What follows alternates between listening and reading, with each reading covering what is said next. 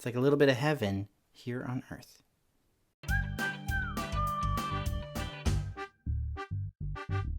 Hey guys, it's me again, Douglas, and today I want to keep talking to you guys about this passage in the book of 2 Peter chapter 1, where it talks about all these good things that we should add to our faith. And one of the things on this list is brotherly kindness, or brotherly affection, or mutual affection.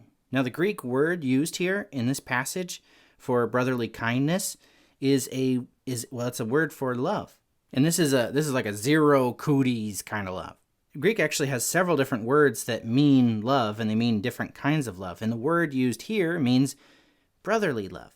Actually, the Greek word is Philadelphia, which is kind of funny because there's actually a city in the United States, it's in Pennsylvania, called Philadelphia. I've actually got some cousins who live out there. It's supposed to be like the city of brotherly love. Now, I've never actually been there, but my cousins say that it's pretty much just like everywhere else. You got some nice people there and you got some mean people there. It's not really a city of brotherly love, it's just the name. But how cool would it be if there was such a place, like a real city of brotherly love? A place where everyone was friendly and kind to one another. Well, honestly, that's what heaven's going to be like. And I talked earlier in this series about how we should not be so focused on heaven that we forget about the here and now. Right? When it says add to your faith good things like virtue and self-control and perseverance and all that stuff, it's saying don't just sit around and wait for heaven.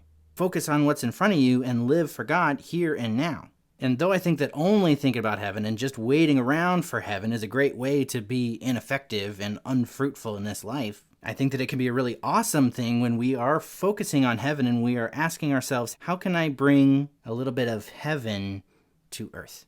The absolute only way to get to heaven is by believing in Jesus Christ.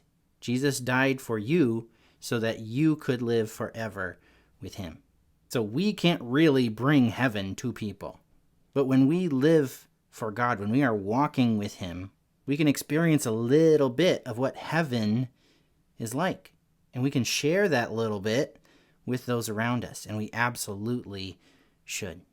It's honestly sad that it's not this way already, but how cool would it be if every single Christian showed, Philadelphia, brotherly love to everyone they met? What if every single Christian was friendly and kind? Think about how big of an impact that would have on the world. If we as Christians are not friendly, if we are not kind, if we are not welcoming, if we're no fun, why in the world would anyone want to join us?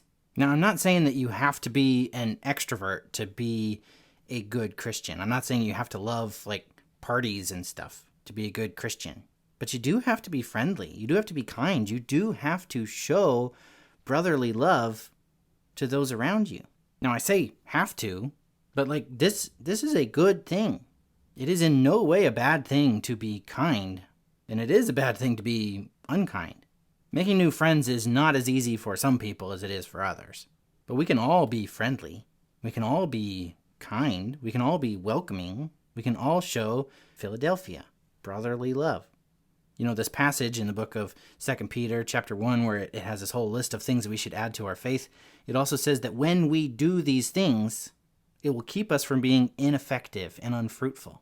As Christians, we want to make more Christians, right? Telling people about Jesus does not earn us a place in heaven, but it can help them get to heaven. And if we aren't showing brotherly love, if we are not kind and welcoming and honestly fun, why would anyone want to join us? So that's my challenge to you guys today, is that you would add brotherly kindness, brotherly love, Philadelphia, to your faith. Through our actions, let's show the world a little bit of what heaven is going to be like. And it's going to be awesome. And another thing that I would add to this is that, there are some people who are easier to be kind to than others. There are some people who are easier to get along with than others. So I'd also challenge you to seek out those who are, kind of left behind. Seek out those who are harder to reach. I'm not saying that you need to make a nuisance of yourself, but I am saying that we should not leave anybody behind. Let's show brotherly love to everyone. That includes the lost, that includes the hard to reach, and that includes other believers. Now, Christians should absolutely be known for our kindness. We should be known for being welcoming. We should be known for being fun. That is what God is like. That's what heaven is going to be like. But we really should be careful that we do not, sin in the name of brotherly love.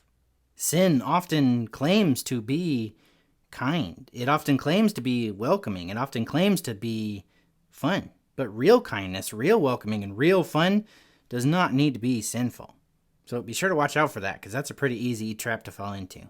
Let's make every effort to add to our faith brotherly kindness. Hey guys, I hope you liked this video. And yeah, brotherly kindness. It's hard. Brotherly love. Not always easy.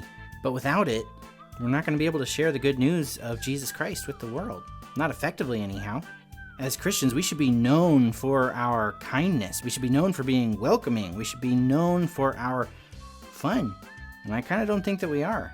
If we want to effectively share the good news of Jesus Christ, we need to show people a little bit of what heaven is like. And you can't do that without brotherly kindness. You can't do that without brotherly love. So let's make every effort to add to our faith brotherly kindness.